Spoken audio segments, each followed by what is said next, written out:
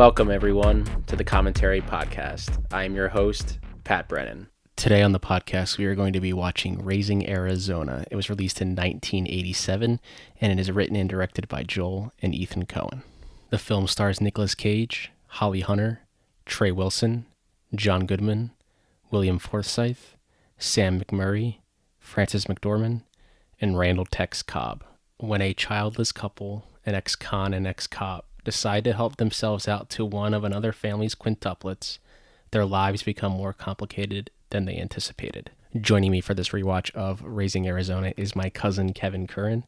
He has been on the podcast before for Ocean's 11, so please go back and check out that episode. It was a great episode. I will drop all of his info in the episode description, so please give him a follow and check him out. Now I'm going to be watching the Blu-ray copy I have of Raising Arizona. It is currently available to stream on Hulu. You can also rent it on Apple for $4 and on Amazon for $4. I say we get things kicked off. We are going to be pressing play on Raising Arizona, and I hope you do as well. In 3, 2, and 1.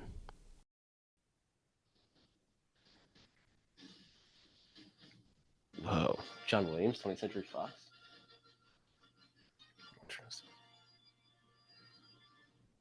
Hello, listeners. We're here today watching Raising Arizona, written and directed by the Coen brothers. I am Patrick Brennan's cousin, Kevin Curran. And that's Francis Ford Coppola's nephew, Nick Cage.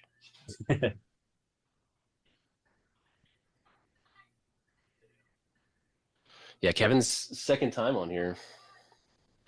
Second time. Did Ocean's 11. Was a blast.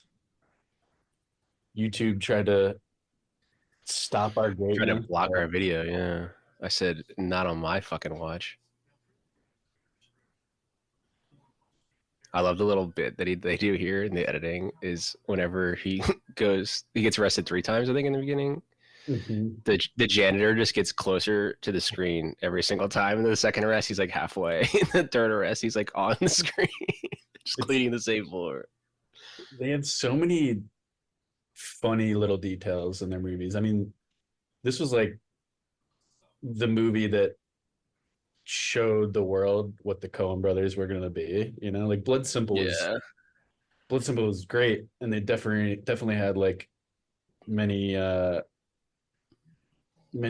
inklings of what the Coen brothers would do, but you know, it was a noir drama.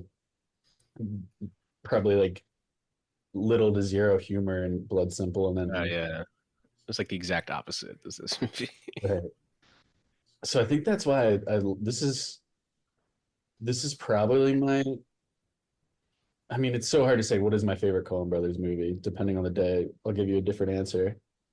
But I would say this is the Coen Brothers movie I watch the most for sure. I probably watch it like twice a year, and maybe that's because I think this was the first Coen Brothers my dad showed me. Mm-hmm. So I think I was going to ask if this was the first Coen Brothers you'd seen. I think it was. I can remember sitting in our living room couch, maybe like 11 or 12, watching this with my dad. Mm-hmm. Yeah, I think my first one was Fargo, I think. But I didn't know the Coen Brothers were. Yeah, mine might have been Fargo too, then Raising Arizona. I don't think I really knew until he's like halfway. Like now he's there in the second era. I don't think it was until like No Country for Old Men is when I started to like, who are these guys? That's when I really started to get into movies.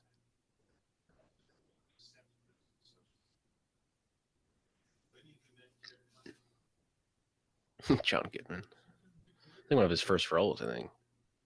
Or is he on Roseanne at this time? He may have been. Yeah, I think he might have been. Oh, he just has a JFK photo next to his bed. Like, I never noticed that, dude. Wait.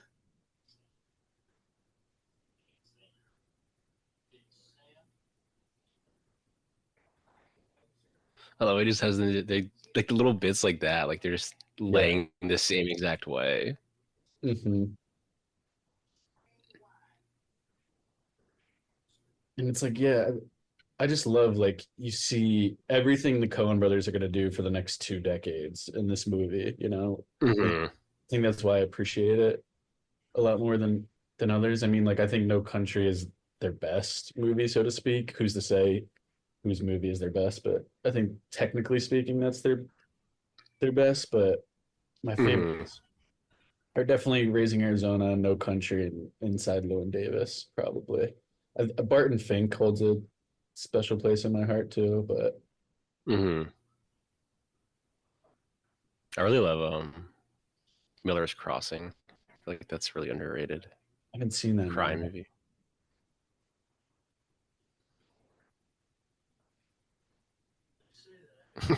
No, he's there.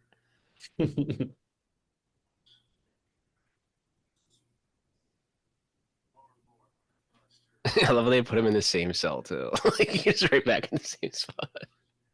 But it's a little different angle. Now you can't see JFK. Yeah, you That's should have. They should have, as a bit, just had him change the president every time that was there. funny. This is such a long, I think it's like an 11-minute opening before you get to the opening credit. Hmm.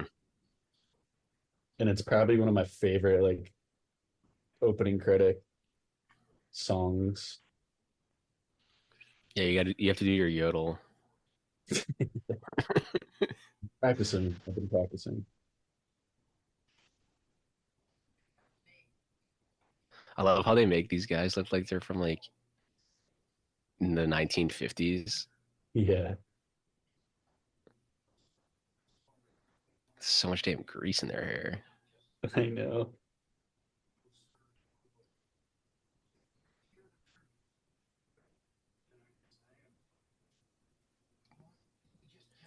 And then they have a lot of problems with Nick Cage on this. Like Yeah, I think they like clashed a lot. they he was bringing a lot of his own ideas and wanted to improv, and obviously they weren't they weren't known as the Coen brothers we know them as now. Yeah.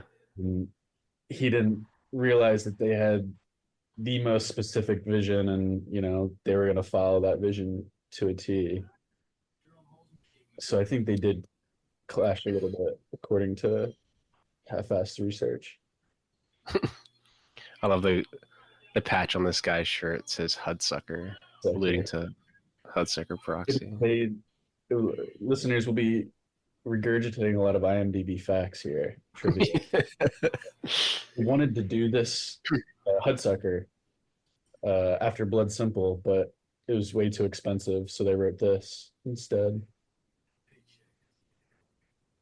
That's probably why they don't want like people doing improv. Like they have every shot set. Like, dude, we don't have a lot of money, man. This is the we want this has to come in time and on time and on budget. Love that shot. Of them sitting there. Yeah, such simple, beautiful shots. You know who's really underrated? Is Carter Burwell, the guy who Mm, does all their music. yes. Really underrated composer. Does he work with other directors? I was actually looking at iTunes today, and I was like, I'd like, I was scrolling around. I was like, what else has he done? And I was like, oh, I guess he does the morning show music for Apple TV.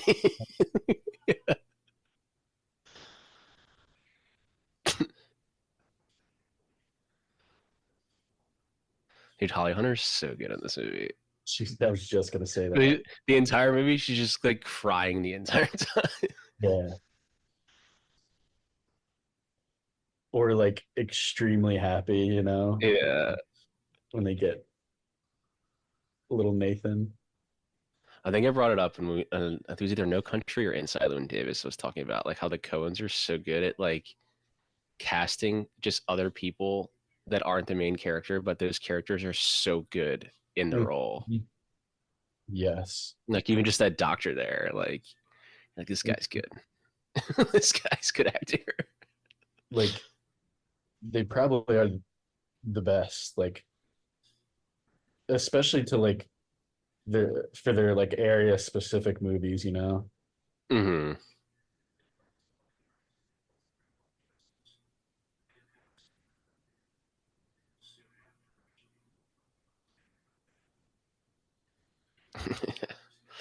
Hudsucker.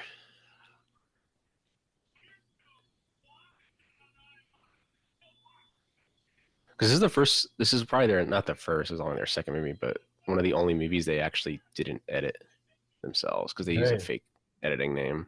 right. I wonder, did they do Blood Simple? I'm assuming themselves. I think so,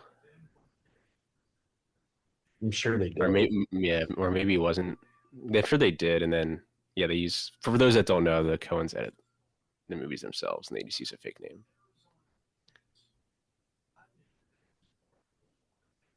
I don't know if you saw Drive Away Dolls that came out this year. I didn't. Um, it was solid. It's nothing like they kind of like because they obviously don't direct together anymore. Hmm. And this isn't a dig at Ethan Cohen, but I can clearly tell who was the director and who was the Hmm. writer of the crew after You watching say Joel's the Macbeth. director. I don't know. Joel, like he is the directing credit, but it's the people always, oh, it's just both of them. But like after watching Macbeth, that solo effort to then Drive Away Dolls, you're like, I can clearly tell who the vibe is that's the better director, and it's Joel. Even when you hear them talk in interviews, you can kind of tell like Ethan is very like he's very writerly. He's like reserved, shy. Mm-hmm. You could tell, and Joel is like very outspoken and has a clear opinion. I mean, they both have clear opinions, but he's very outspoken. Which, as a director, Yeah. he's going to be. You could tell he's going to be the one shooting out of his chair first every Mm-hmm. take. You know, I'm sure Ethan might give him a note and he'll go talk to the actors. I have nothing to back this up. Oh, here we go. Yeah, do your yodel, dude.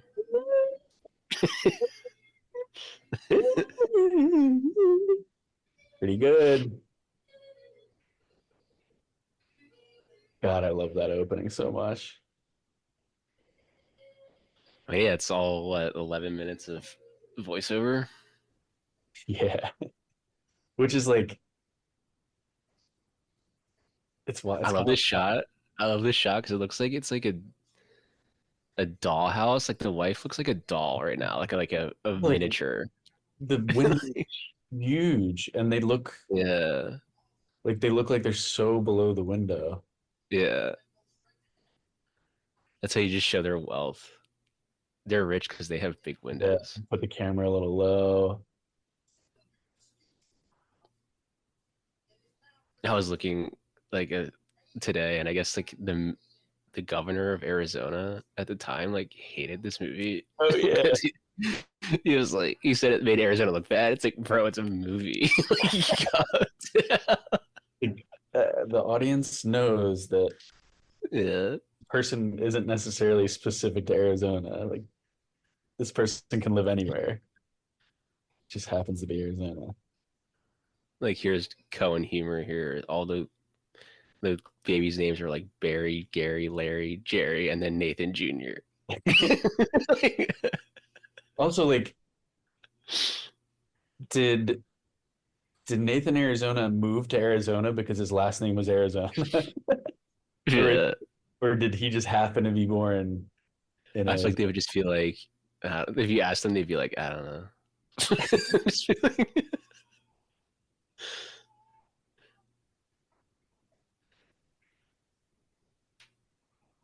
This whole like whenever I watch this movie, like this whole time, I'm like, I don't really know what he's doing. Like, I don't understand what he's supposed to be doing. Like, he's like trying not to make them cry, but like, why does he just keep placing them around? He's not the brightest bulb I in the I family. know that's the whole point. But then I like the eye look down there. I always thought it was like maybe he's testing to see which one's the best one. Like, yeah, It's like Harry, Barry, Jerry, Larry, and Nathan Jr. Like, it's like I just love I love how they shoot their movies like from the These, start I of think the day. they use the same little bit here later at the end Oh yeah. when the biker dude comes to get Hmm. Nick Cage. He's the same They exact shot, the same pull out. they wanted to have Nick Cage, I think, during during the scene where the bikers chasing him through the house. I think they wanted him to carry the camera and face it towards himself and like run through the house, which is very Hmm. similar to a lot of the POV shots in this. But I think they didn't have time. Yeah, I love the shots like when you follow the baby on the floor. Like they just know what to do with a camera, you know. Like you can just Yeah. tell when early directors just like are probably going to have a career because of what they do with the camera. Hmm. You know? Because they storyboard the entire movie, so they know exactly the shots that they already want. Which you can tell, you know. It's like very evident. I think this could be like like a diaper commercial, like the baby crawling on the floor.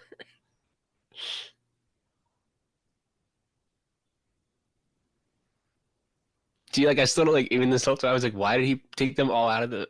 It's like the whole point. He's like he's just so dumb. Making it so difficult for Yeah. himself.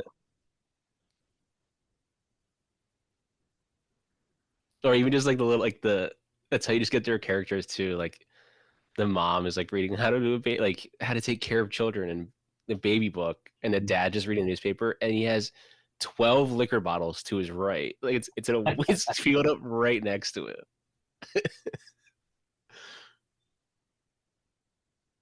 They kind of make her look like as a mother goose. That mother goose looks like the hair all pinned up.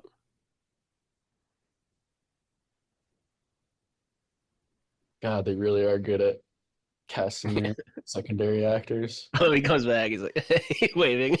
Yeah, I couldn't do Like exhausted. it. He's sweating his ass off. Yeah, it didn't really work out.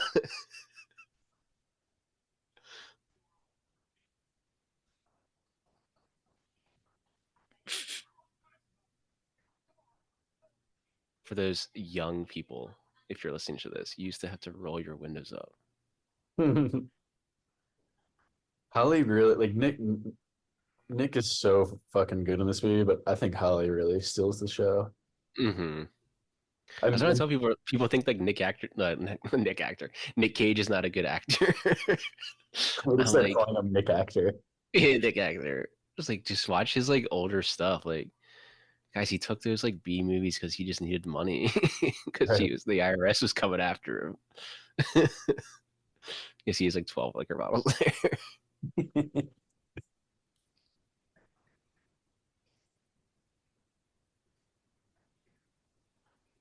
The newspaper that he was reading just had giant letters just said bugs. Like that's all it said. See, dude, it's all those little details are just Yeah. so cool. There's this one detail they do with the camera. I'll show you when it comes up. I love what they do with it though. It's Is it it's like the it's halfway through. I'll show you what they do. It's just like a little technique that they did to make it look like unrealistic but realistic at the same time. you're not talking about the Evil Dead homage, are you? No, no, it's a different one. I I'll didn't show you when it comes up. I noticed it in the rewatch, and I was like, "Oh, that's great!" Like how they did it. oh yeah.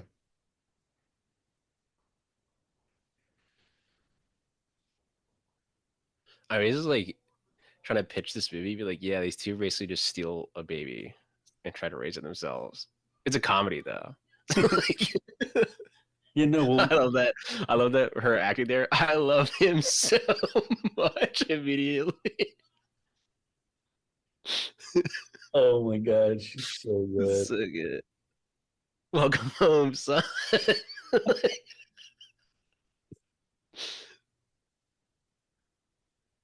I guess all these little techniques are like Evil Dead. All these Yeah, little this camera work right. here. Little handheld. close.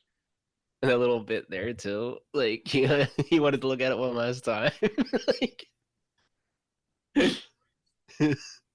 Yeah, I didn't know that maybe I heard it, but I don't think I ever knew that either they or Joel was the assistant editor on Evil Dead. um, assistant director, I think. Actually, let me see. I can tell you right now. It's the beauty of the internet.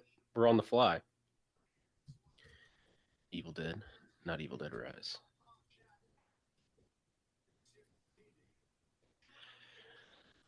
Maybe editor. That'd probably make more sense. Let's see.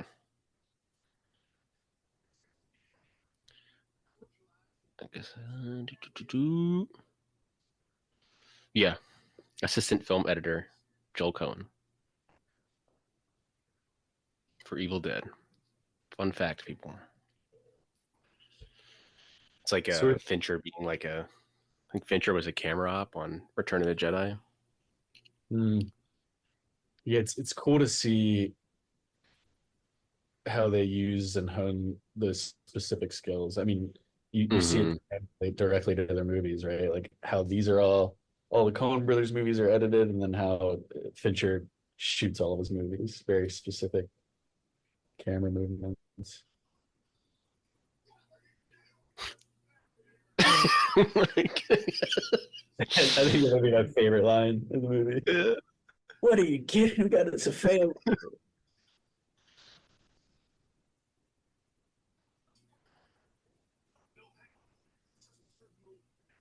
I don't know like how to explain it. Like their editing style, like they're the best people.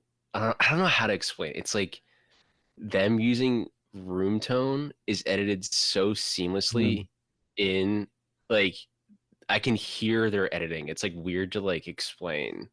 It's Mhm. like so silent, but it's like perfect. Totally. It's like it's a weird editing. Like, hey, you're really good with using room tone throughout the whole movie. Like, I mean, they're the masters of the shot, like reverse shot when editing. Hmm. Like, if you want to listen to any dialogue conversation, just watch their editing style. So specific, so good. That's why they obviously butt heads with Nick Cage, who was like trying to go his own Yeah. at time. Like, look, some directors I think can be a little, you know, dictatorial with their movies, Mm-hmm. you know, if they have a interesting, unique vision.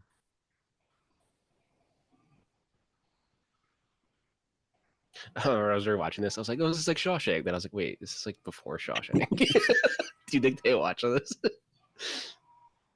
I always just assumed this was shit, even though it's just mud. Yeah. Like I remember being young and being like, "Oh yeah, that's poop." Oops, yeah. I mean, what a It's good. But here you go. This is a perfect like how you get your character entrance here. Like he's yeah. screaming, and then you just pull his second guy up by his legs. You're like, okay, this guy's dumber than Oh man, I want to know how John they Goodman's practically character. did that. I know. That's all you need. There's no dialogue there. It's like, okay, if you pull him up by his legs, that makes him dumber than John Goodman because that means he went into the whole different, like the wrong way. It's like one of their best character intros ever. Yeah. But if I ever got to talk to them, I would ask them how they practically did that because there's one shot where I'm like, oh, that was probably a dummy that they're pulling out, but then he starts wiggling and he comes out. You see his head come out when he's pulling him up. I'm like, how did they do Mm-hmm. that? It didn't look like they could like. It looked like it was a practical location and not like on a set where they could like build something below, a mud floor. Mm-hmm. So I'm like, man, I would really love to know how they did that. Yeah, they probably were like, yeah, we put him down there and can you hold your breath for 20 seconds? Like, That would be nightmarish. Yeah. Like, what if you just choke on mud while you're What? down?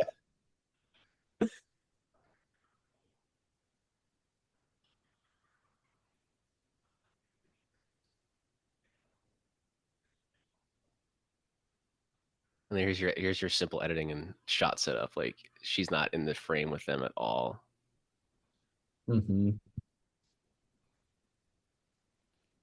Just like basically separating her. Like who the fuck are these people? No, and then like you'd And the see a lot camera of, angle is like up on her, and it tilts up as he walks in.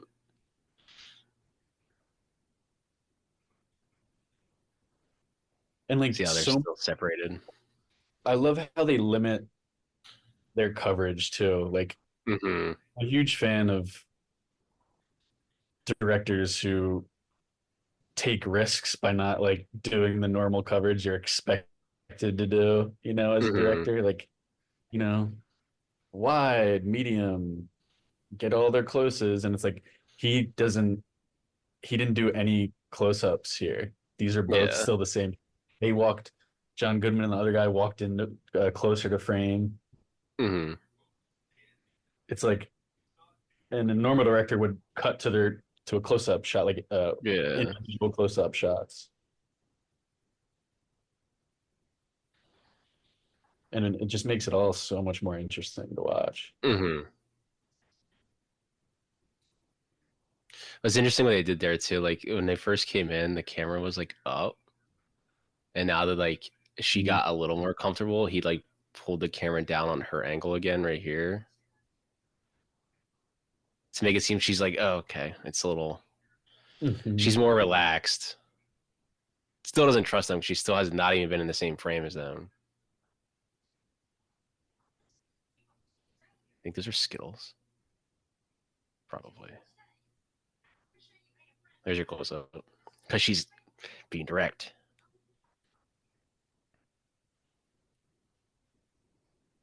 Because it's like I want to see like their storyboards because like I want to see all of these shots and then match them. Hmm.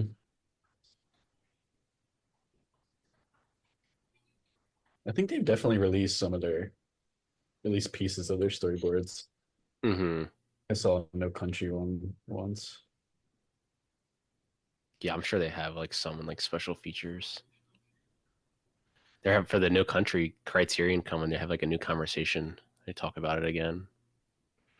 It's so funny listening to them like speak too because they're so like they'll crack a joke, but they just have no like emotion when they crack the joke. Like they like barely laugh. They're just like sitting there.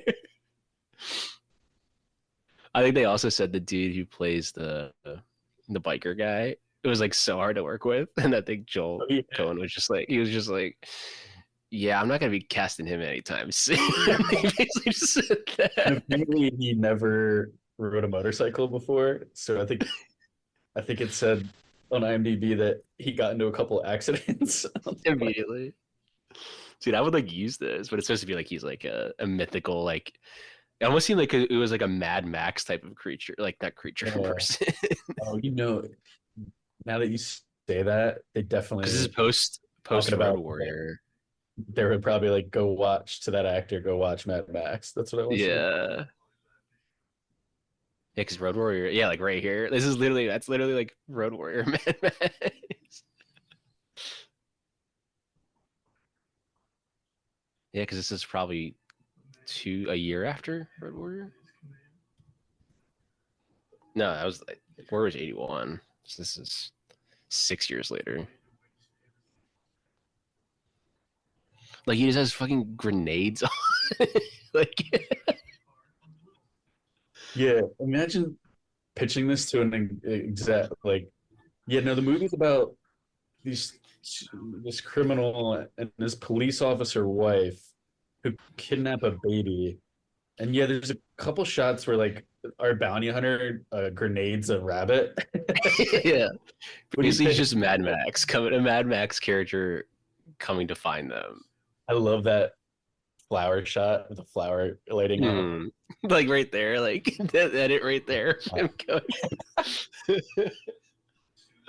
It's So so good. good. But it's just like so you edit it with it's like he's dreaming this character, so it's like this is your Evil Dead shot. It is so good. This is So it's like like you could be have him like dreaming the character, like the character isn't actually like that if you saw him in real life, but that's how he sees this guy. mhm. I remember seeing that shot, the Evil Dead shot, the first time I watched this, and I was like fucking blown away because I had not seen Evil Dead before. Mm-hmm. I'd seen this, and I was like, was that like one of the coolest shots I've ever seen in my uh at that time short 11 or 12-year-old life? You turn to your dad. I want to be a Wow. filmmaker, and he Like, said, shut up, son. Watch the damn movie." I was like, wow, this and Miracle. That's my whole person. Yeah. Yo, Miracle's gonna be coming up on the pod soon. Think. I think I'm gonna Do I be get recording it who soon. you do? Yeah, by yourself or Um, no, with it's been someone that's brainstorming. not? What? Not someone that's not you. No, not someone that's not you. Can I do a Or special guest appearance? Pop in. yeah, can be on the pod itself Can with I you guys. just come in for the Yeah, yeah, you got a scene bad bruise. when they're at the bar? I just want to come in for that scene. Oh yeah. I think I saw someone on TikTok that Why did you want to did play college hockey? did the whole scene. Oh, oh, I did see that too. I was like, we were way ahead of you, pal. We've done that many times before.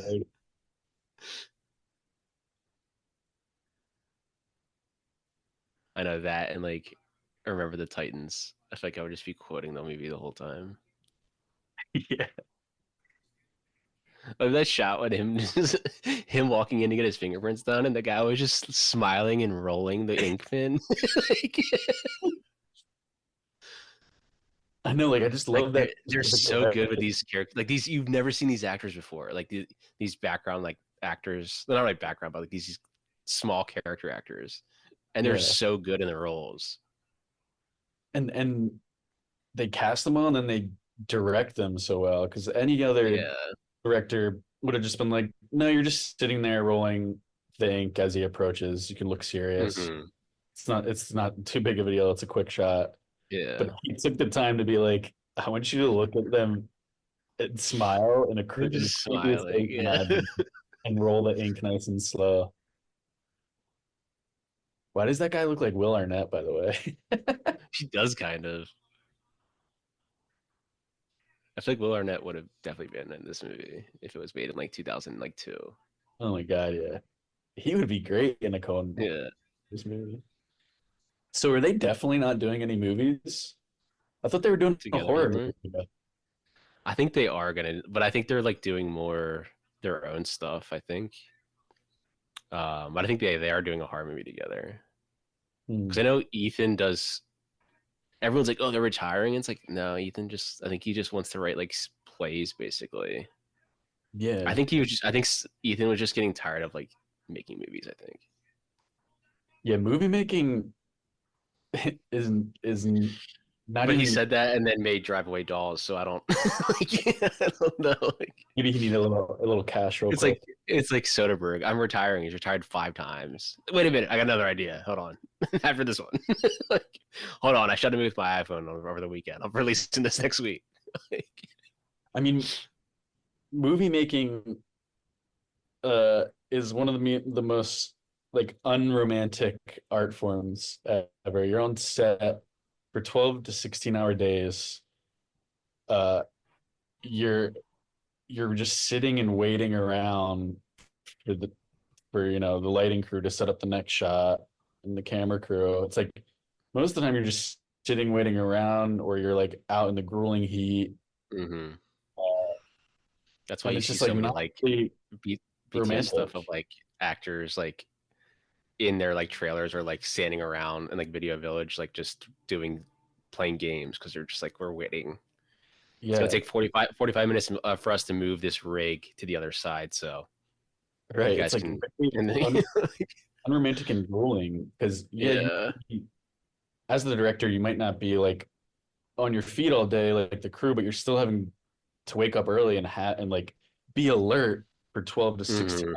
hours, for the and like uh most of the time you're not getting reshoots. So it's like we have this day and this day only to get this thing that we need to get, It's like Hmm. uh, production is grueling and so unromantic. And it's fascinating to me how this unromantic thing produces such a romantic feel. Yeah. Because I know the one dude who was he used to be like a reviewer on YouTube, and he just made his first feature called Shelby Oaks. I think Flanagan like helped produce it and like distribute Wow. it. Um, and he used to basically be a reviewer. I'm drawing Chris Stuckman. That's what it is. Is the dude. Um, and he said recently like he was like reviewing Madam Web, and he's like, I'm not going to be reviewing movies anymore because I'm like now I'm like making movies myself. And he's like, I could rip into this movie like, but like, what's the point? Like, yeah, this movie just didn't turn out very well. That's what happens. Like, and I'm sure people worked really friggin' hard on this movie. Like, they weren't like half-assing it, knowing it was going to suck. Like, they weren't like, I don't really care. This is Madam Web. Who cares? Like, people probably worked really hard on that and worked like 12-hour days and like VFX and like they were Mhm. working their ass off and they probably got paid like dog shit. And I think it was I don't know, it was like a random interview I was looking at with Paul Thomas Anderson, I guess, was talking to John Krasinski, which is the most random conversation. It's like I like John Krasinski, but it's really a random conversation. But I think he was at like there she is, Francis. Um he was at like Paul Thomas Anderson's house and he was like talking to a movie that was like had just come out and he's like, oh yeah, that movie sucked, that was shit. And he said Paul Thomas Anderson pulled me like to the side and Oh my was like, yo, God, like that's don't do that.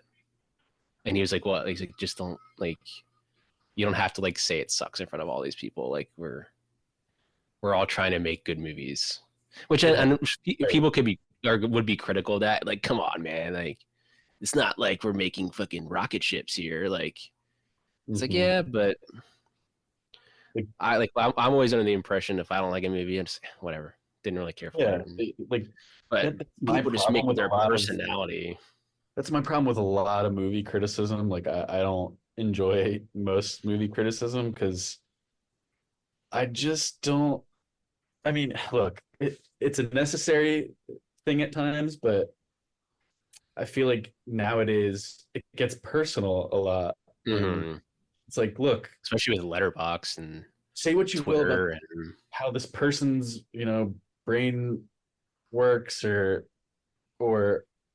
and how you don't enjoy how their brain works, but like this person put their blood, sweat, and tears in this thing, and they wanted to yeah. make it the best it could be. And making a movie, period, is so like making a cohesive, uh, intelligible movie in the first place is hard, but making a good movie is like literally impossible. And it's Yeah. like I don't know, like what's the point of Shitting shitting on this on thing yeah, just be like yeah, clearly like isn't Madam good, not Web. good. Yeah. Like I think most people agree it's not good, but like who cares? Let's move Yeah. on.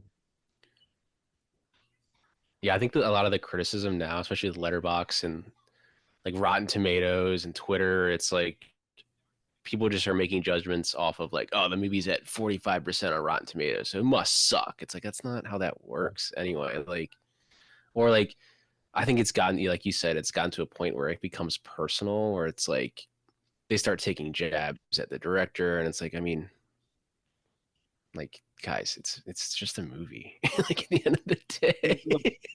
And maybe in some instances that's uh like if a director is Sorry, we just thought a bit like he throws the cashews at him, but like when Nick Cage does, when he like leans back too. as a kid was writing fart on the wall. Um, uh, what was that? What were we talking about? the like movie criticism today. Essentially, like Yeah, how people get personal and like that's what I right, think. right. People like, especially on like Twitter, like I just don't engage with it anymore. It's like when people hate movies, they just keep like talking about how much they hate it. It's like, man, just move on with your day. It's not that serious. Like you can Yeah. just not watch Oh, the movie. I know what I was trying to say. Like if a movie and a director is being like, you know, majorly offensive in some way, Hmm. uh, and is like harming a certain group of people by, making certain choices, then yeah, that deserves all the criticism in the Hmm. world. Like it's okay to get a little personal in those instances, but when you have a movie that like isn't that serious and isn't offending anybody but is bad, it's like people critics are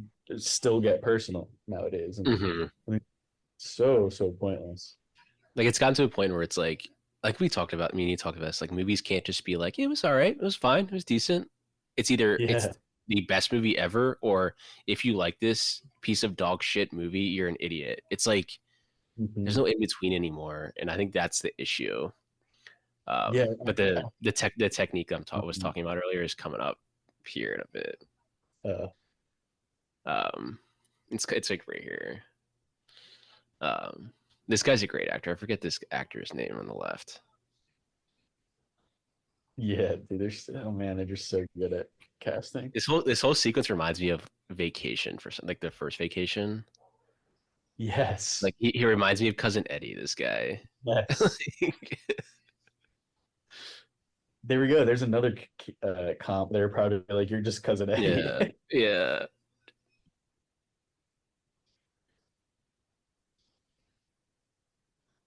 It must have been like freezing during this day because like Nick Cage looks like he's like freezing cold.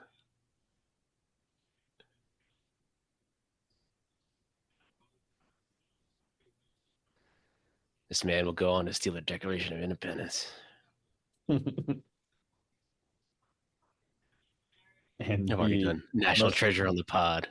and be one of the most terrifying horror characters of all Yeah, yeah. When Kevin was searching for this movie on Amazon, Long Legs popped up. They're like, "Do you mean Long Legs? It was just Raising Arizona, please. Do you mean Long this Legs?" spooky Raising Arizona poster next to Nick Cage's horrifying eyes and long legs. You said this is where the shot is coming up? Yeah, because this is when yeah, basically right here is when he, and then right there you have that cut to like when he actually is like, all right, we're basically swingers. So like that's when it's like you're cutting to a different type of conversation. It's after he punches him. I'll show you what they do. I'm sure you've probably noticed it, but I didn't notice it until this rewatch. I was like, oh, that's kind of funny. Like, I'm talking about sex.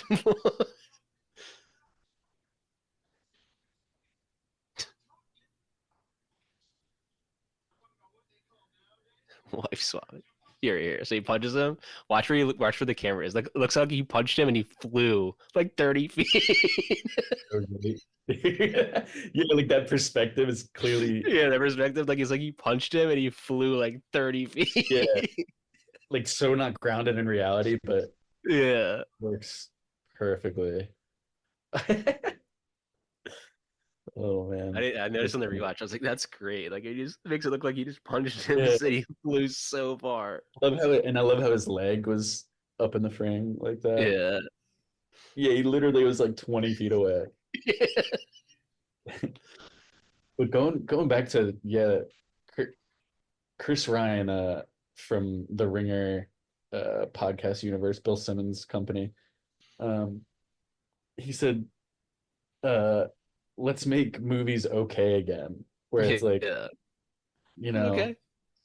not Yeah. every movie has to have the stakes of either it being a masterpiece or not. It's like, Yeah. let's just watch an okay movie and all agree that it's okay and never talk about it again. It's fine. Yeah. It's like I liked it. It's like you watch a movie like I liked it, but it's like not the greatest movie I've ever seen in my life. Like Mhm.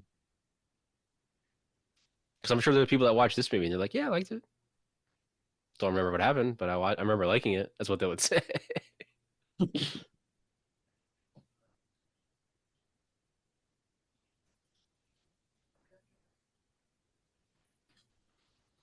HI is itching for some crime. I was actually like earlier when I was looking at some behind the scenes of this. Apparently, Kevin Costner auditioned for Oh this role yeah, like 3 or 4 times. that is such a wild casting. What if? Honestly, I could see it because they kind of have like that same skinny look at the time. Yeah, Exactly. Like curious to see Kevin Costner in this role.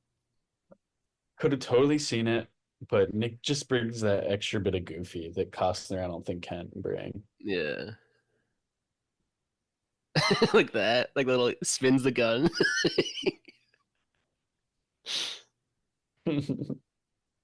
Speaking of Costner, have you seen Horizon Chapter One? I I started to watch it, and just couldn't like get into it. Maybe I was in the wrong mood for it at the time. I mean, it is 3 hours long. 3 hours of part one. Yeah, I I don't don't know. know. I really like in the theater. I was like locked in. I was like, I don't know why I'm like Really, so locked in right now.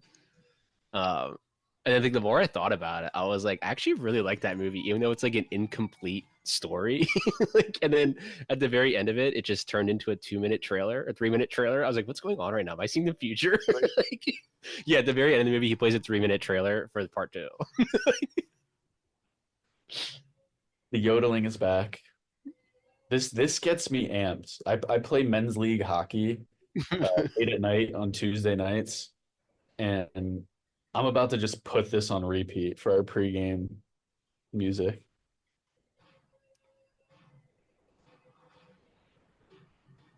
Yeah, I used to do that when playing hockey growing up. Like when we would play like you, like we're playing Rustin tonight. I listened to like a movie score, like in the locker room. Pirates of the Caribbean tour. Yeah. Here's your Evil Dead shot again. No, they're obsessed with it, clearly. Like, can you remember them doing it in any other movie after No, this? I don't remember. I haven't seen Hudsucker in a long time, so I need to rewatch that.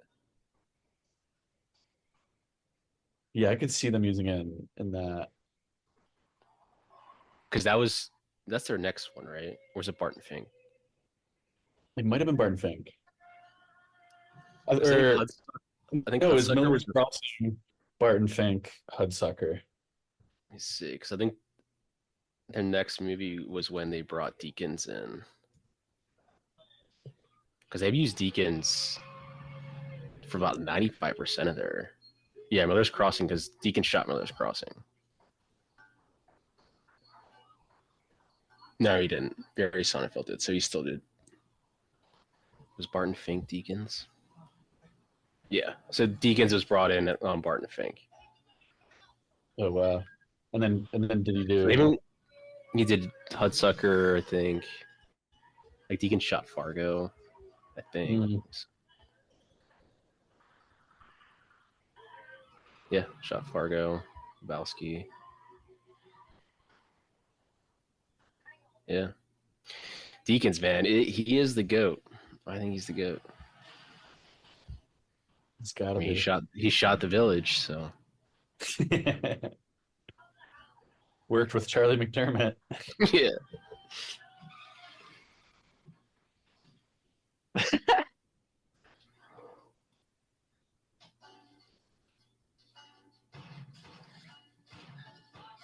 I mean, this whole sequence is just like here's your evil dead shot again, but Yeah, this whole sequence is just so good. This whole chase scene, like, because it's this is like the where gunshots just shooting everywhere, like the sound effects they're doing, like, this is where I think they wanted to do the kind of self uh, like camera. the POV, I yeah. think they're going to cut it in with, but I think they saw that it looked a little too goofy for them. I think is Hmm.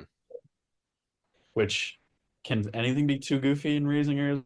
I don't think so. I mean, this whole sequence is supposed to be goofy. Also, if you look Yeah. at every There's no Oh other yeah. in this grocery store. There's no men, and it's all women, and they all have hair rollers in. Literally, Like what? Like I love that. I love that shot right there because it looked like Nick Cage was just like doing a slight jog. Like he didn't really I know care he that much. was. He was. They probably had some little, maybe a little turmoil on the set, probably right there. That shot, probably just oh, whatever. But yeah, there's only women in this store, and they all have hair rollers in. Like,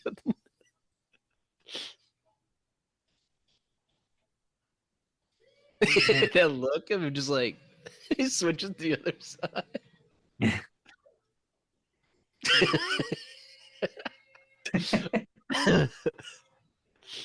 I mean, this whole sequence is just ridiculous, Yeah, but it's you see it hilarious. and you're like, no wonder they. I mean, you have to storyboard that if you want it to Yeah. look like that. Like you just have to. All those shots are each shot is so complex and yet they're seamlessly edited together. Mm-hmm.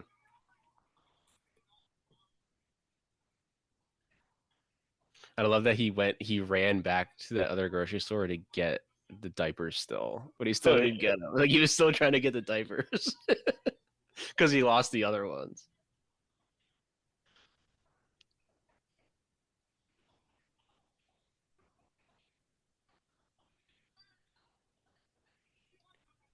I feel like Holly Hunter hasn't been in much lately.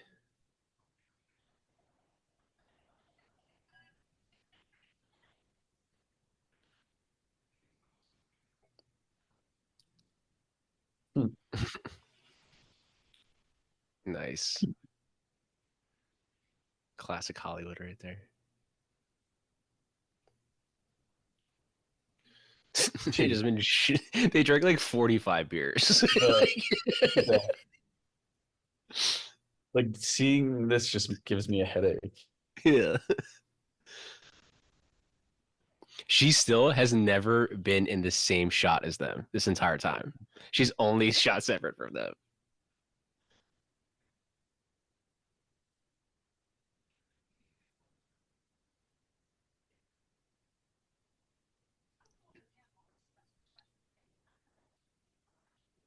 I love the other actor opposite John Goodman. I guess there she is. This is the first time she's in the same frame as them. Right there, and she's barely in it for like a Yeah, second. just to snatch the blanket and leave frame. Yeah. But I love how like they just did that entire chase sequence and like Nick Cage doesn't even bring it up. Like just like they just did all that. He just like comes up. He's like, Never talk about it again. John Goodman's also so good in this, man. that's what I wanted to see if this was like um maybe as Roseanne started. It's 1988 was Roseanne. This is 87, so it was the next year. Yeah, wow. Oh man. So I think it was one of his first roles. That's Where's really his cool. filmography? Nah, even 83 he'd been acting. Oh yeah, he's in True Stories. Yeah, this is probably like his first, probably like starting to get more larger supporting roles. Because he's been in how many Coens? He's been in one,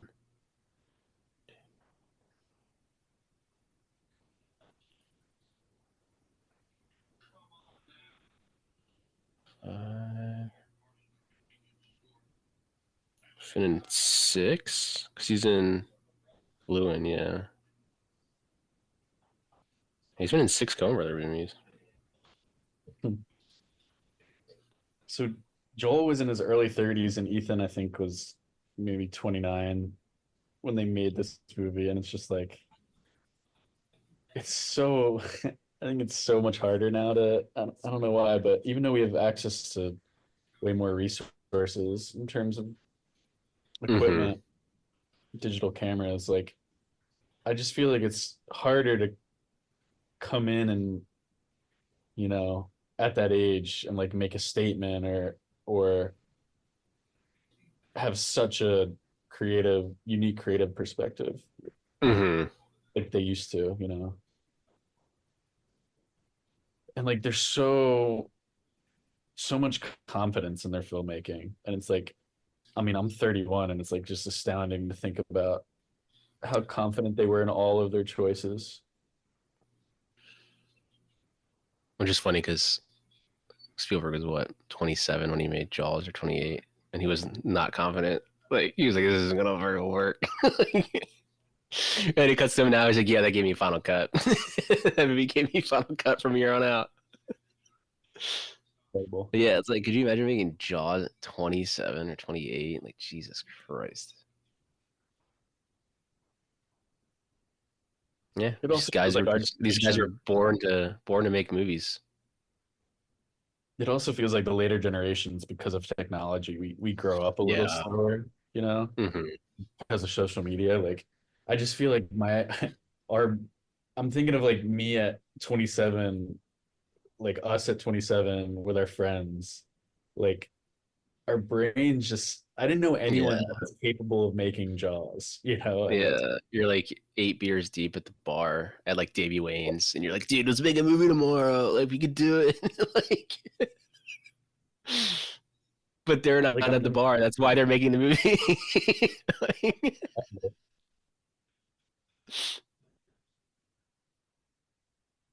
but also with like technology now, it's like everyone can make movies themselves now.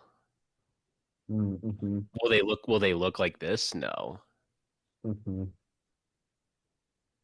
What do you have the access to?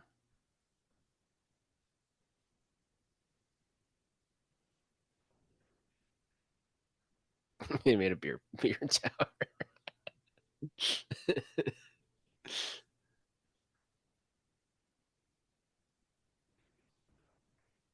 Yeah, I love how they make him like this Mad Max like figure. So It's a cool. show. You know, Like, cool fact that I just stumbled upon. So I was just looking at this, and I was like, the production design in this movie is so good. And I looked it up, and it's Jane yeah. Muskie, who is married to Tony Goldwyn, has been married to Tony Goldwyn since like the 80s. Yeah, Really? it's wild. But love it. I mean, every Coen Brothers, their production design's incredible. Hmm. So fun to look at all of their sets.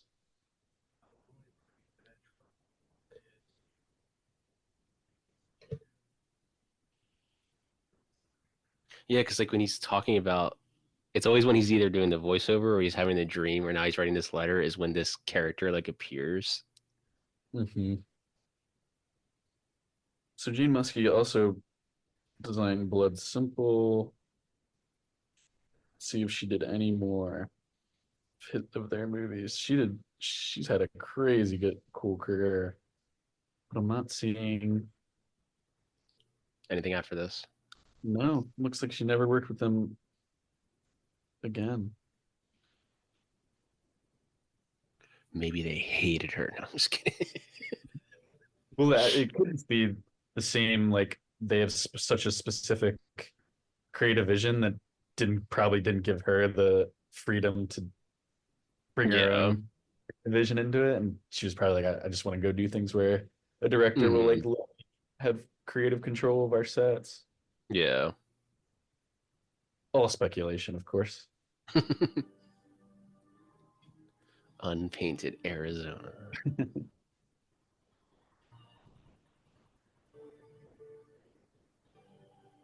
Yeah, this score is so great.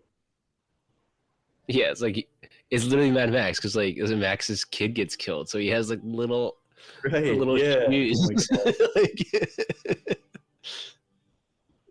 That the lighting of the match. yeah, It's like people don't realize how long that 1 second shot of the light of the match lighting probably took them to set up lighting wise. yeah. Like probably took them like an hour just to set that lighting up. And now with technology, like you can see the footage back in a second. Like Yeah, right. back then, he'd have to like look at the dailies at night and be like, "Oh shit, this was out of focus the whole time." Like, fuck. I feel like they always have characters like this guy in all of their movies. Always. And they're always Like it's like you think he's gonna be an asshole, but he's like kind of funny and nice. But like at the end when like they bring the baby back and he's like, "You guys can figure it out." Like he's not like he's like angry about it. Like you know what this scene reminds me of is in No Country when Woody maybe we meet Woody Harrelson in that hmm first when he's sitting across I don't know who's he talking about it's when he's like talking about Anton Chigurh and he's like he's a crazy hmm he's like psychopath like this reminds me of that. Yeah. I mean like in every Coen Brothers movie there's a scene across like set at a desk. Yeah. Like with like a wealthy businessman and like Yeah, the hunter guy. like I can think of I'm sure there wasn't Bart and Hudsucker for sure. Yeah. Lebowski, yep. Like so many. The Burn After Reading. hmm Yeah, the burn after reading would be just be like the J.K. Simmons character. Like, what do we learn from this? Like, fuck if I know. Just close the case. It's just like who cares?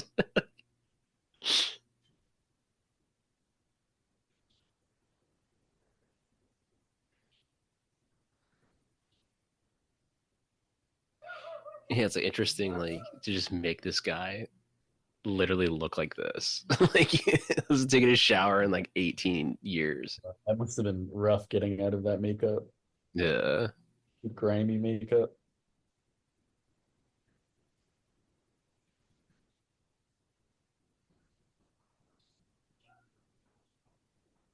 I always love watching movies like pre like 2002 because like everybody has like they haven't gotten their veneers yet and their perfect white teeth. So you can see all their cavity fillings and like now every actor has perfect white teeth. I mean, if I had a lot of money, I'd probably rip all my teeth out and give veneers.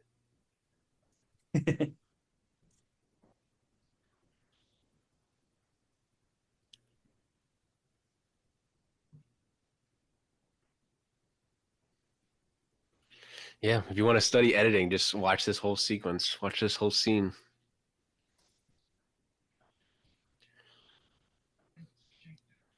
Because they probably don't do a lot of takes. Yeah. It would take Fincher like 18 days to shoot this scene. Yeah, they definitely don't seem like Or even like that, like when he leaves, like you don't even see him. Like it's not even like he's a real person. yeah, and they do little things with the sound to like Yeah. send them swishing away.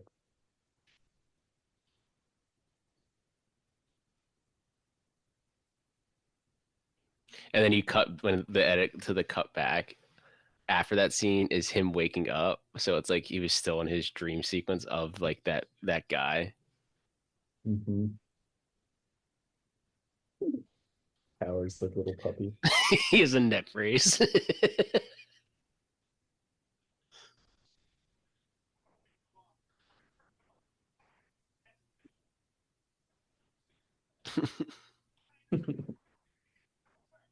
Glenn.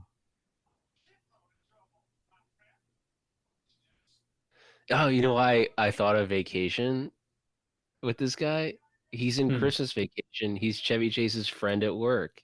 Oh my God. That's why I thought of it. I was like, what is Great this guy call. in? And I was like, oh, he's literally his friend at work.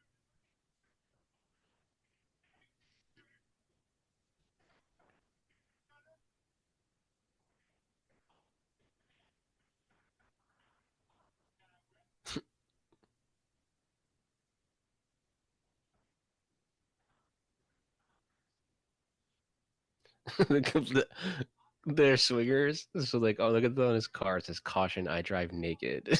Like,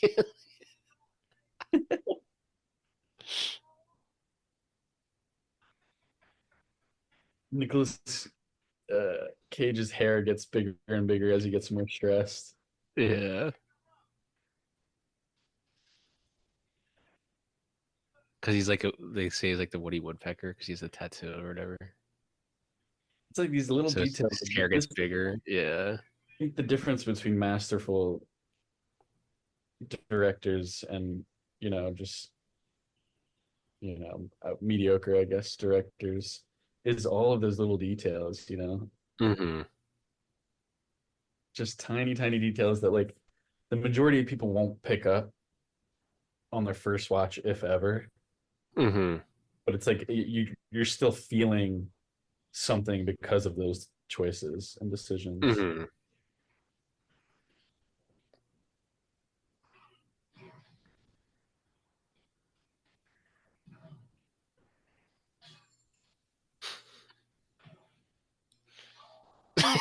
Like these little fight sequences, like it's almost like you're watching like a comic book where it's just like bim, Yes. bam, smash. Like, Yeah, they have their visual brains are very comic booky, which is why they're so good. mm-hmm.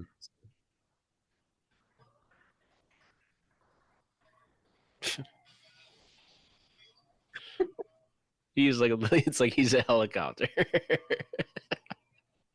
That's so good. Like that's like their humor though. Like when he's have a shot of his legs.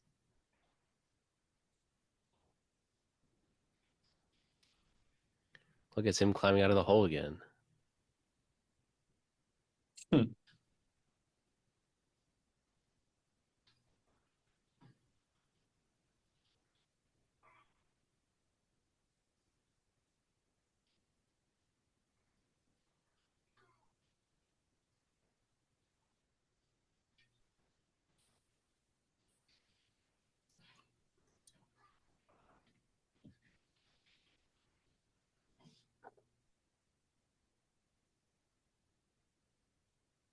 This is in 1:7 aspect ratio, which they shot a lot of their movies in 1:7. I think No Country was probably 2:35. Yeah. See, look at that. Look at that. He's got a frown in the back of his mouth. Me looking at his teeth. Yeah, do you think that was his or makeup? Dude, his teeth look like he was like kind of rotten back there, Nick. You want to go get that looked at?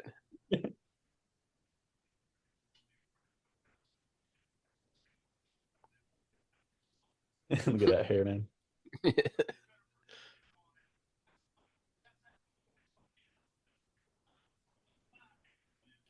Yeah, honestly, the more I watch this, I realize like how good Holly Hunter is in this movie.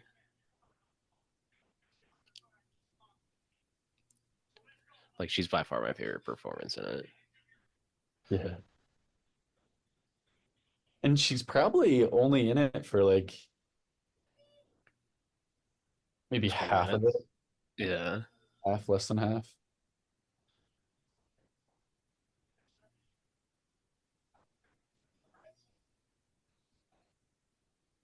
God, I love film. I love the colors film pulls Mm-hmm. out. Like, sure, you can do a lot in the color correct for digital, but like, I don't think it ever brings out colors like certain film stocks do. Yeah, because digital, you're just gonna shoot. It's gonna be all raw footage. Yeah, and like you still color correct for film too, but Yeah. like I mean, film just it's brings that depth out. mhm, That's why it's like whenever you see like a 4K restoration of like an older film, it looks like fantastic because they're like actually using the film. It's like if you're gonna do a 4K of a movie that's shot digitally, you're not gonna really notice that much detail because it's like you already shooting it like in high definition essentially. right.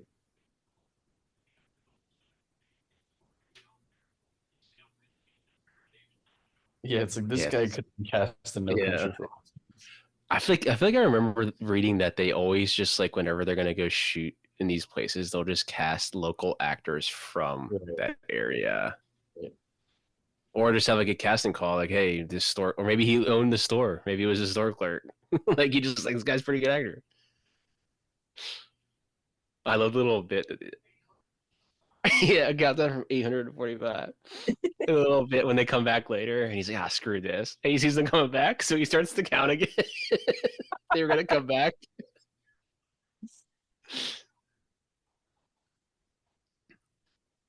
I think they do the same bit in Lebowski now, and he leaves something on top of the car.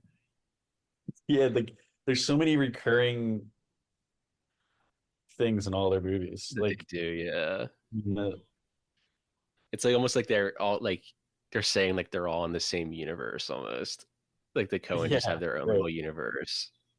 Like even that convenience store, like that reminded me of Anton Sugar at, you know, Yeah. doing the coin thing. This is great. I love how he didn't stop yet though. They're just I screaming. know.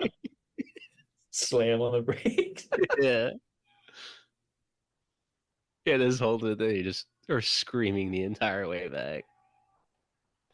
Like that would have been such a fun scene to act. Yeah. Just Also, I no feel line. like in movies now they don't have they Lines don't are have just cars they don't have cars do that like the turnaround like that anymore in like I movies. know. Like, like, I feel like it's more of like a slapstick type of thing. Although I just got to we hear just like the silence in the editing. They're just like it's that room tone. You know, it's obviously not room tone, but And the guy counting in the back. yeah. But like if you're these two actors, you're like, wait, we don't have any lines today. We just get to scream. This is Yeah. awesome. Oh, here it is. He's like, oh, Holy screw shit. this. Screw this. He sees them coming back.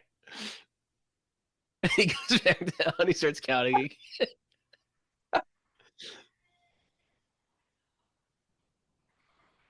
Oh my god, do you think they actually stopped in front of the movie? Yeah, I saw on IMDb it said they shot that in reverse. It's like, yeah. Yeah. You can tell when you see it too. They just like it kind of like drops frames Mhm. if you because they speed it up. He's counting. Oh They man. did like a really wide lens there too.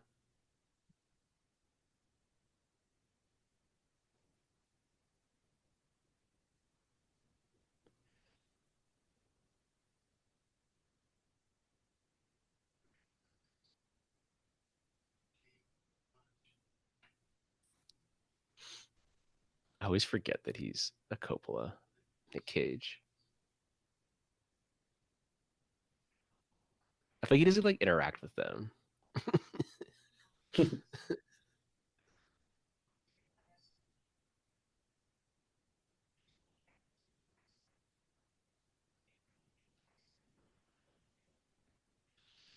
Again, very simple filmmaking. You shoot them separately. She's her police uniform back on now. He has the outfit he has when he was being arrested.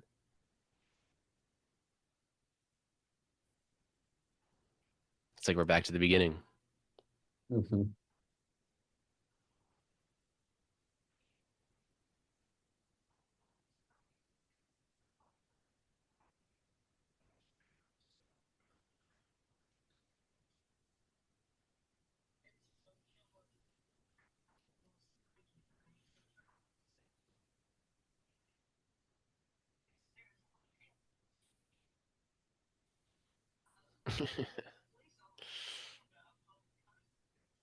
Yeah, like they're probably writing this. Like, what if her name was just Arizona when they live in Arizona?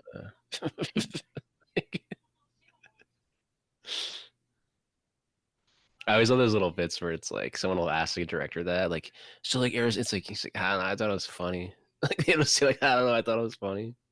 It's like not in depth at all. Like, oh, she's so good in that scene. I feel like this is like two different movies. Like this whole like chase I know, sequence. dude.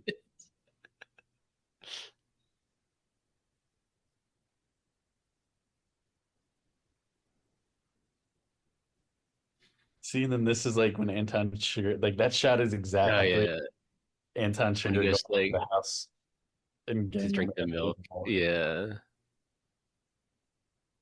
That's fart, crazy.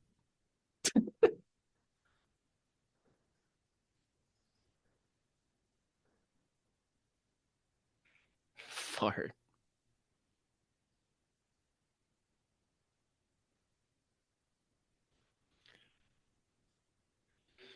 What was the one like rap song that has the dialogue right here?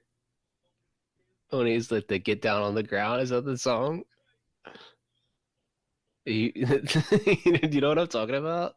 No, I'm sure if So I, like when they go in here and the guy's like, "Don't move, but get down on the ground." They're like, "Well, which is it, young feller? You want us to get down or get down on the ground?" Because it keeps saying "get down on the ground," and the beat starts coming in. oh yeah, Do you I remember can't that think song? what that is. Yeah, I do Right remember here, right here. Like, do you hear that? Like that? Get down on the ground. And it goes, "Dude, get down on the ground." John Goodman's face there.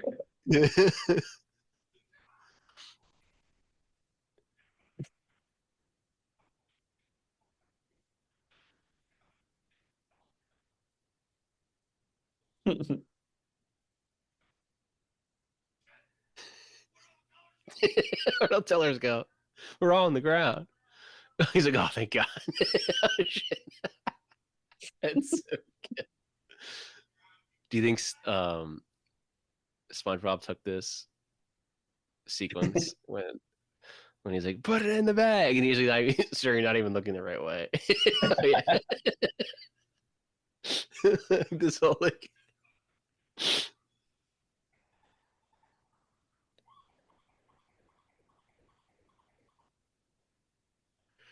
yeah, they bring the baby in for the bank robbery. Man, poor Nathan Jr. Nathan I guess Jr. they all Arizona. actually, I guess they all treat him really well. It's just, Yeah, they're actually all really super nice to the baby. They're like terrible people.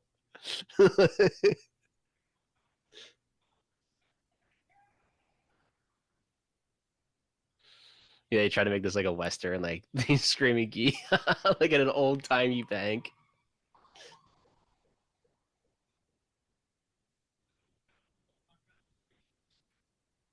I mean, I guess at the time, like it was 1987, they would probably would say this is like a modern day western.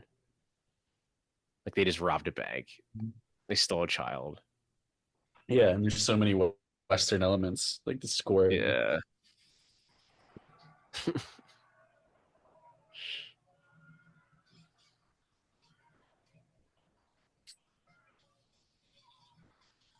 These two are just so chaotic, man. and that face. There's the hole again. Come like 3 times.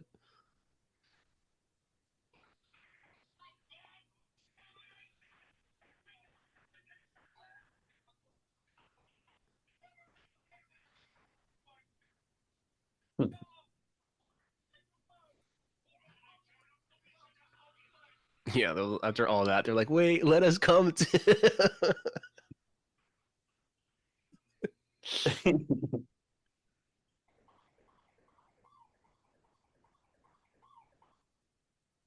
They forgot him again. That's so good. And he's just like always behaving himself. Yeah, yeah. That's the thing too. Like the babies, like don't cry at all. Yeah. Yeah, here's your end of the western, the big shootout. Yeah. And so much Mad Max here. Oh my God. Yeah, literally Mad Max. He threw a grenade in front of him. He does a wheelie.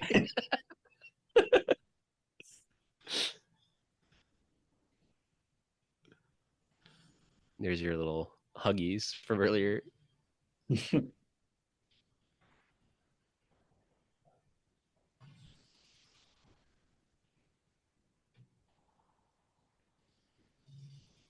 That's a sick shot with the foot down. I know. He's just smiling. The baby. And this baby grew up to be Jeff Bridges in The Big Lebowski. 'Cause he's so chill.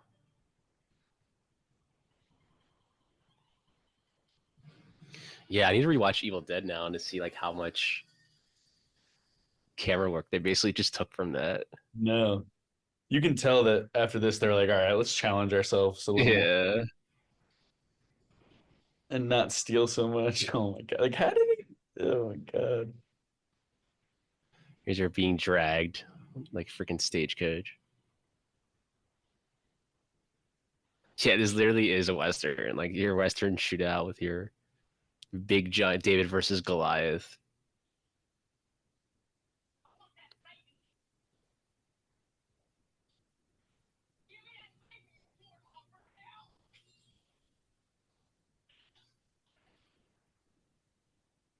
What I love about this whole sequence too is like you can clearly tell when they're shooting at night and that they're just using giant spotlights on them to make it seem like the sun's there.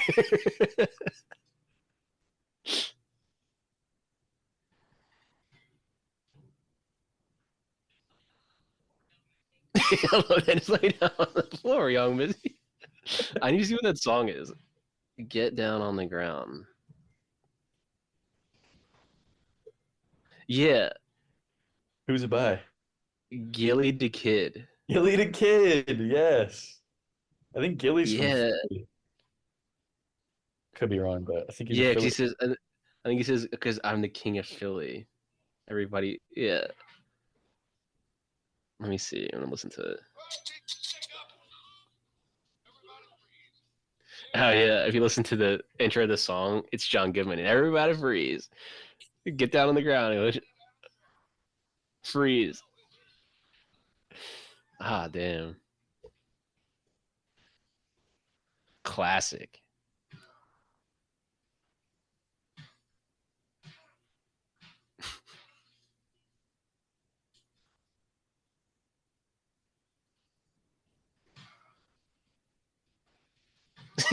The wind up to the kick. And here's your the same shot with the baby from in the beginning. And he pulls him out.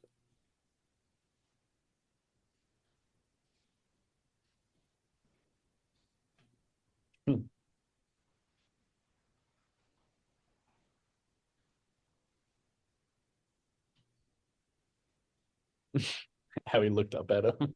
Smile.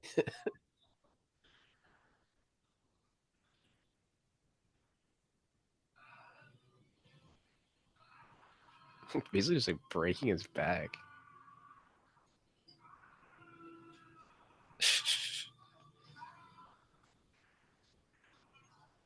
Do you think Spielberg took this same reference?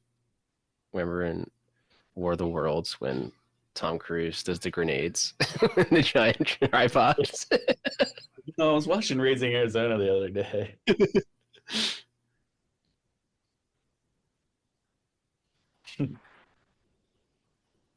She's like right here, like you can clearly tell there's just a spotlight on it. Right. Nick Cage on the ground. It's right shooting this at night. Yeah. Very all those shots are very western. Just a close up, the sky, nothing behind you. Close ups on the face. Hmm.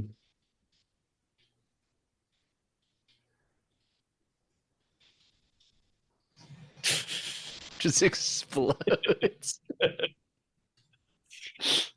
Oh man. That's just too good. I wonder how much this movie cost though. Like, A little baby shit. Yeah, how much did this cost? Budget was 6 million. hmm. So probably about like 15 mil nowadays, maybe. Yeah, 10. probably. It made 30 million. It was a success.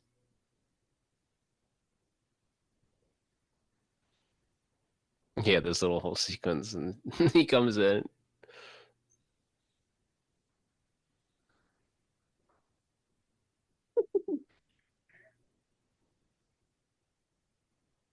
Yeah, because like it's more of like they always have a character like this. It's more of like the logic reasoning at the end of the movie is always a guy that's delivering essentially the entire point of the movie. Like even like, No Country for Old Men is when Tommy Lee Jones goes to the basketball coach from One Tree Hill's house. No Country, and he basically tells him is like, yeah, man, there's evil in the world and you're not gonna stop it. We're all dying anyway, so it's Hmm. just we're all just gonna go die.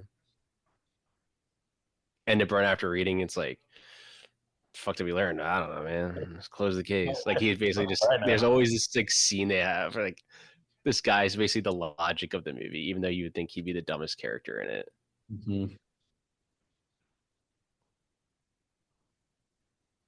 Yeah, and it's like even when they're not the Coen brothers necessarily aren't saying something with their movie, they still are Mm-hmm. saying something with their movie. Well, even that whole like part right there, like Holly Hunter's acting, she hasn't removed her eyes from the baby that Oh my god. entire time. She was just staring at the baby the whole time.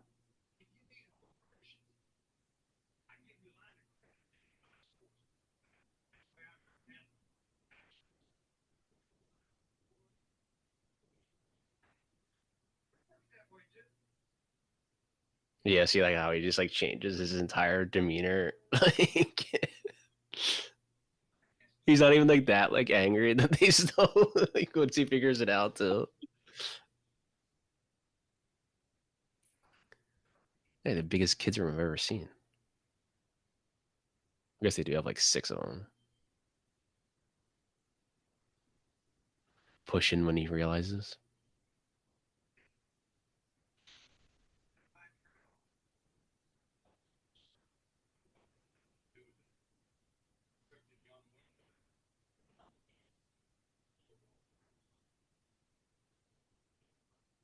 Hasn't the dad also been wearing, or the I guess the Arizona guy has been wearing the same like robe the entire movie? Besides that, like this is his entire like costume design. Besides that one scene in the office, like he literally just wearing this the whole time.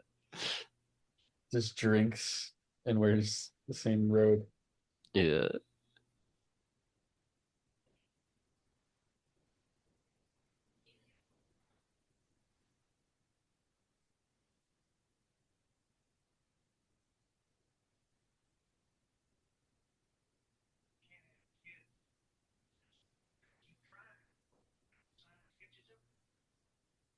it has now.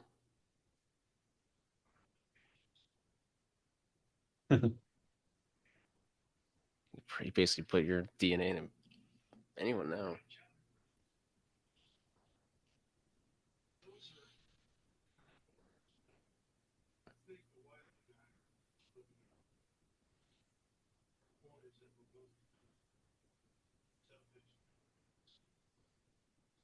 Yeah, and Nick Cage is now wearing like a normal outfit.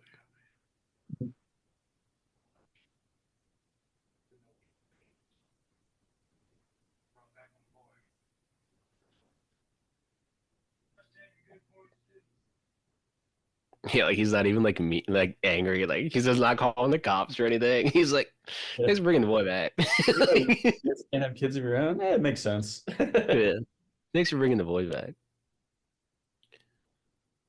Do that same push in at the end of Miller's Crossing. It's like the final shot. That same like put start low and push up as you're Mhm. below them.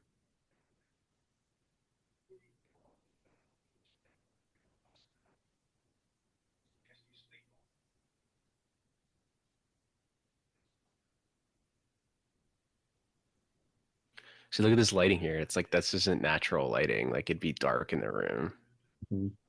but it still works. Everything has to be natural lighting. Dude, he's skinny as fuck in this movie. He is. How tall is he? He's got to be what, like 6'3"? I love when they go back. Let's go back. So good.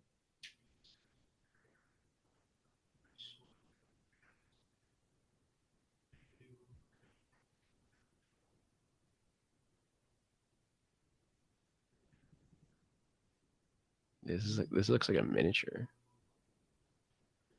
Probably is.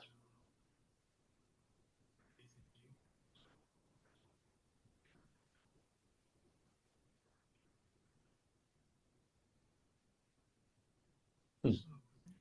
You guys got him a red football? Yeah.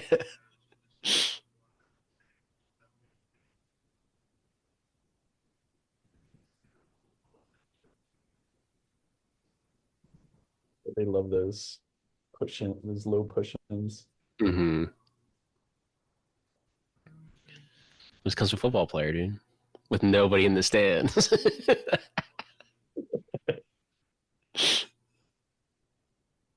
Go Nathan.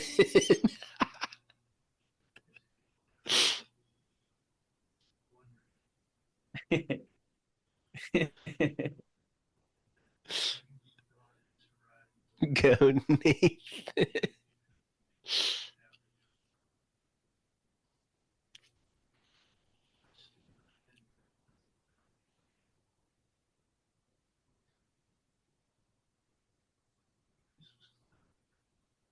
It's a great head of hair in this movie, though. That he does.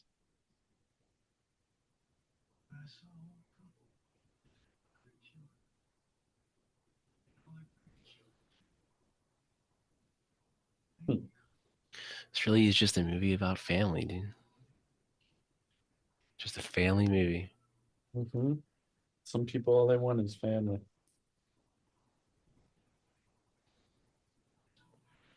Instead of Welcome Home Son, it's now Welcome Home Kids. I feel like they make it's like 1950s, like TV dinner box. Like, ever look how they're all dressed. Like, But it is his dream, right? So it's like clearly just yeah, the pictures of, you know. because you don't actually see them, so it's like he's just seeing a family,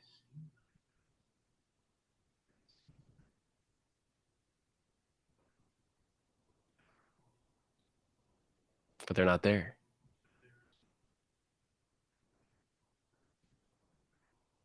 I guess maybe you do kind of see them at the end.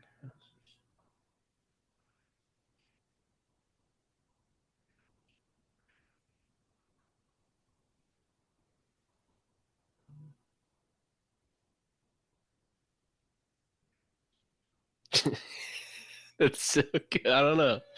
Maybe it was Utah. Just ends. Wait a minute.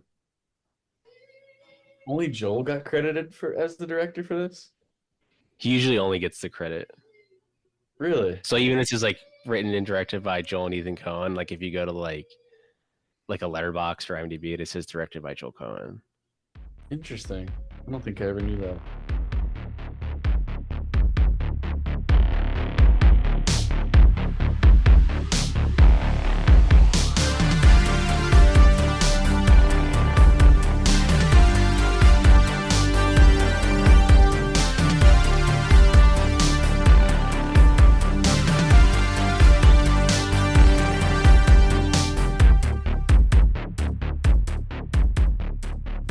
This podcast is hosted and edited by Pat Brennan.